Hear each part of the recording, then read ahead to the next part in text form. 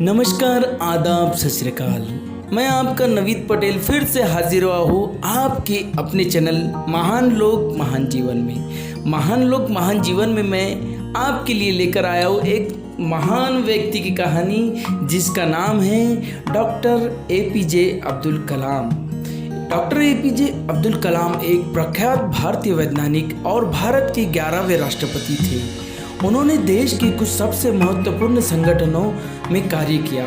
उन्होंने वर्ष 1998 के पोखरण द्वितीय परमाणु परीक्षण में भी महत्वपूर्ण भूमिका निभाई। डॉक्टर कलाम भारत के अंतर्राष्ट्रीय कार्यक्रमों और मिसाइल विकास कार्यक्रम के साथ भी जुड़े थे। इसी कारण उन्हें मिसाइल मैन भी कहा जाता था।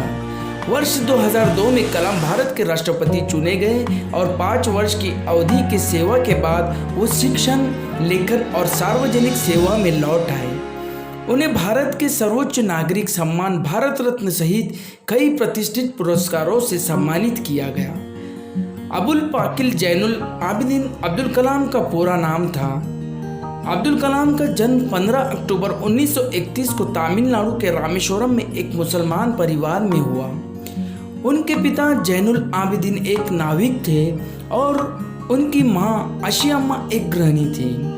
उनके परिवार की आर्थिक स्थिति ठीक नहीं थी, इसीलिए उन्हें छोटी उम्र से ही काम करना पड़ा। अपने पिता की आर्थिक मदद के लिए बालक कलाम स्कूल के बाद समाचार पत्र वितरण का कार्य करते थे। अपने स्कूल के दिनों में कलाम पढ़ाई लिखाई में सामान्य थे, पर नई चीज़ सीखने के लिए हमेशा तत्पर और तैयार रहते थे। उनके अंदर सीखने की भूख थी और वो पढ़ाई पर घंटों ध्यान देते थे। उन्होंने अपनी स्कूल की पढ़ाई रामनाथपुरम स्वायत्त मैट्रिकुलेशन स्कूल से पूरी की और उसके बाद तिरुचिरापल्ली के सेंट जोसेफ कॉलेज में दाखिला लिया, जहां से उन्होंने सन 1954 में भौतिक विज्ञान में स्नातक किया। उसके बाद वर्ष 1955 में वो मद्रास चले गए, जहां से उन्होंने एरोस्पेस इंजीनियरिंग की शिक्षा ग्रहण की। वर्ष 1960 में कलाम ने मद्रास इंस्टीट्यूट ऑफ टेक्नोलॉजी से इंजीनियरिंग की पढ़ाई पूरी की।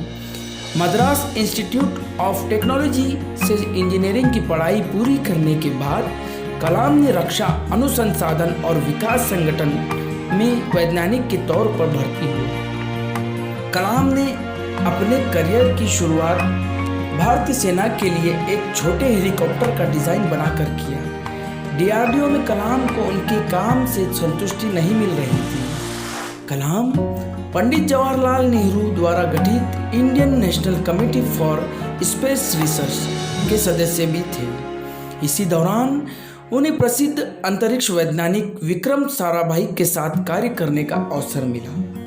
वर्ष 1969 में उनका स्थानांतरण भारतीय अंतरिक्ष अनुसंधान संगठन इसरो में हुआ। यहाँ वो भारत के सैटेलाइट लॉन्च व्हीकल परियोजना के निर्देशक के तौर पर नियुक्त किए गए थे।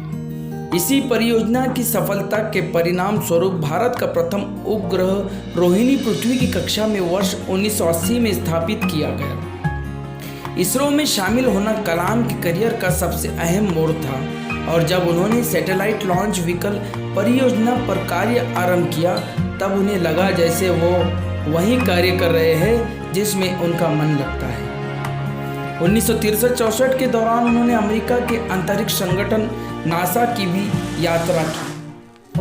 परमाणु वैज्ञानिक राजा रमन्ना, जिसके देख रेख में भारत ने पहला परमाणु परीक्षण किया, ने कलाम को वर्ष 1974 में पोखरण में परमाणु परीक्षण देखने के लिए भी बुलाया था। 70 और 80 के दशक में अपने कार्यों और सफलताओं से डॉक्टर कलाम भारत में बहुत प्रसिद्ध हो गए और देश के सबसे बड़े वैज्ञानिक में उनका नाम गिना जाने लगा। उनकी ख्याति इतनी बढ़ गई थी कि तत्कालीन प्रधानमंत्री इंदिरा गांधी ने अपने कैबिनेट के मंजूरी के बिना ही उन्हें कुछ गुप्त परियोजनाओं पर कार्य करने की अनुमति दे दी थी। भारत सरकार ने महत्वाकांक्षी integrated guided missile development programme का प्रारंभ डॉक्टर कलाम की देखरेख में किया। वो इस परियोजना के मुख्य कार्यकारी थे। इस परियोजना ने देश को अग्नि और पृथ्वी जैसी मिसाइलें दी है। जुलाई 1992 से लेकर दिसंबर 1999 तक डॉक्टर कलाम प्रधानमंत्री के वैज्ञानिक सलाहकार और रक्षा अनुसंधान और विकास संगठन के सचिव थे। भारत ने अपना दूसरा परमाणु परीक्षण इसी दौरान किया था। उन्होंने इसमें एक महत्वपूर्ण भूमिका निभाई थी। आर चिदम्बरम के साथ डॉक्टर कलाम इस परियोजना के समन्वयक थे। इस दौरान मिली मीडिया कवरेज ने उन्हें देश का सबसे बड़ा परमाणु वैज्ञानिक बना दिया। वर्ष 1998 में डॉक्टर कलाम ने हृदय चिकित्सिका सोमा राजू के साथ मिलकर एक कम कीमत का कोरोनरी स्टेट का विकास किया। इसे कलाम राजू स्टेट नाम दिया गया। एक रक्षा वैज्ञानिक के तौर पर उनकी उपलब्धियां और प्रसिद्धि के मद्देनज़र एनडीए की गठबंधन सरकार ने उन्हें वर्ष 2002 में राष्ट्रपति पद का उम्मीदवार बनाया। उन्होंने अपने प्रतिद्वंदी लक्ष्मी सहगल को भारी अंतर से पराजित किया और 25 जुलाई 2002 को भारत के 11वें राष्ट्रपति के रूप में शपथ लिया।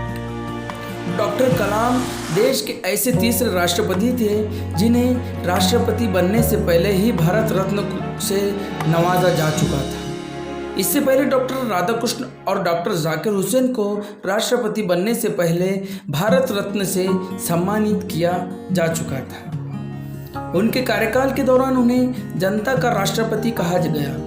अपने कार्यकाल की समाप्ति पर उन्होंने दूसरों के कार्यकाल की भी इच्छा जताई, पर राजनीतिक पार्टियों ने एक राय की कमी होने के कारण उन्होंने ये विचार त्याग दिया। 12वें राष्ट्रपति प्रतिभा पाटिल के कार्यकाल के समाप्ति के समय एक बार फिर उनका नाम अगले संभावित राष्ट्रपति के रूप में चर्चा में था, परंतु आम सहमति नहीं होने के कारण उन्होंने अपनी उम्मीदवारी का विचार त्याग दिया था। राष्ट्रपति पद के सेवा मुक्त होने के बाद डॉक्टर कलाम शिक्षण, लेखन, मार्गदर्शन और शोध जैसे कार्यों में व्यस्त रहे और भारतीय प्रबंधन संस्था शिल्लोंग, भारतीय प्रबंधन संस्था अहमदनगर, भारतीय प्रबंधन संस्था इंदौर जैसे संस्थाओं के विजिटिंग प्रोफेसर के तौर पर जुड़े रहे। इसके अलावा वो भारतीय विज्ञान संस्थान बेंगलुरु के fellow, Indian institute of space science and technology Thiruvananthapuram के चांसलर, अन्ना यूनिवर्सिटी चेन्नई में एरोस्पेस इंजीनियरिंग के प्रोफेसर भी रहे। उन्होंने आईआईटी हैदराबाद, बनारस हिंदू यूनिवर्सिटी और अन्ना यूनिवर्सिटी में सूचना प्रौद्योगिकी भी पढ़ाया था।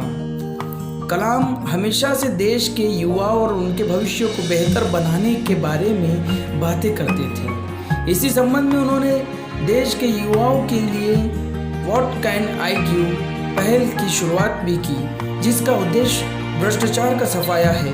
देश के युवाओं में उनकी लोकप्रियता को देखते हुए उन्हें 2 बार 2003 एंड 4 में MTV youth iconic of the year award के लिए मनोनीत भी किया गया। वर्ष 2011 में प्रदर्शित हुई हिंदी फिल्म आई एम कलाम उनके जीवन के प्रभावित है। शिक्षण के अलावा डॉक्टर कलाम ने कई पुस्तकें भी लिखी, जिनमें प्रमुख है India 2020, a vision for the new millennium, wings of fire and autobiography, ignited minds, power win the India, mission India, indomitable spirit आदि। पुरस्कार और सम्मान की बात की जाए तो देश और समाज के लिए किए गए उनके कार्यों के लिए डॉक्टर कलाम को अनेक पुरस्कारों से सम्मानित किया गया। लगभग 40 विश्वविद्यालय ने उन्हें मानद डॉक्टरेट की उपाधि दी और भारत सरकार ने उन्हें पद्म भूषण, पद्म विभूषण और भारत के सबसे बड़े नागरिक सम्मान भारत रत्न से अलंकृत किया।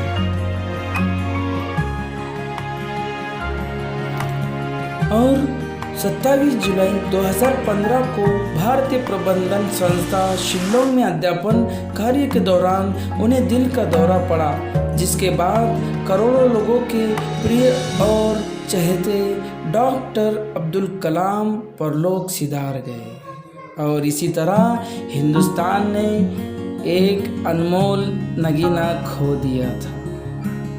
तो दोस्तों, आपको डॉक्टर APJ अब्दुल कलाम की स्टोरी कैसी लगी हमें कमेंट में ज़रूर बताइए। मैं आपका अपना नवीद पटेल आपसे